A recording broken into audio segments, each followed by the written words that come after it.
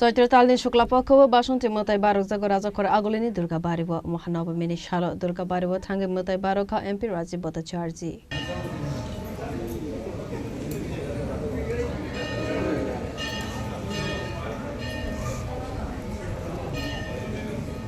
বিশিবরমনি হাইকেন তাকলাই বিশিবব রাজাখর আগলিনী দুর্গা বাড়িব বাসন্তী মতাই খ্লাই জাখা ফাশা লঙ্কা মহানবমিনী সাল আসলে যত লুকরংনি নগ নকং হামখ্রানি বাগৈ মতাই লাইখা আমরা সবাই জানি যে আমাদের দেবী দুর্গার যে পূজা অর্থাৎ এই ত্রিপুরা রাজ্যে বাসন্তী নামে দেবী দুর্গার আরাধনা করা হয়।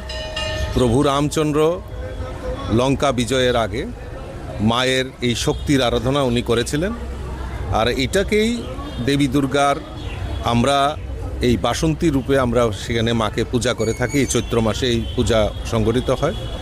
আজকে আমাদের নবমী, এই রামনবমী উপলক্ষে আপনাদের মাধ্যমে সমস্ত রাজ্যবাসীকে আমি আন্তরিকভাবে অভিনন্দন জানাচ্ছি, শুভেচ্ছা জানাচ্ছি।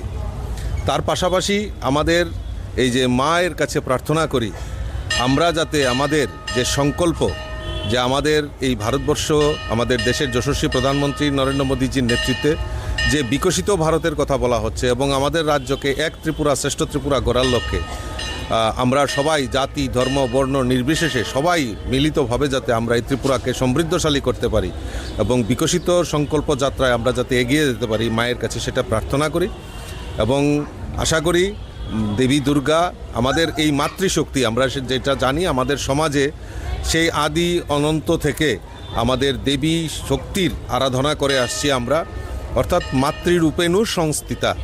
আমাদের সমাজে মাকে অর্থাৎ মহিলাদেরকে আমাদের সর্বোচ্চ শিখরে রাখা হয়েছে। তো কাজেই সেই কারণে আমাদের এই সমাজ ব্যবস্থাতেও আমরা মাতৃশক্তিকে যতক্ষণ আমরা জাগরণ করতে পারবো তবেই দেশের যে উন্নতি রেগুলেশন সেটা সম্ভব হবে।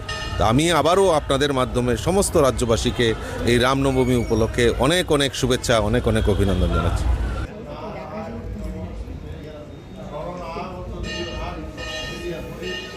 রাজাখর আগলিনী সিমি প্রণাম নে কক্তুম চিনি খরাং।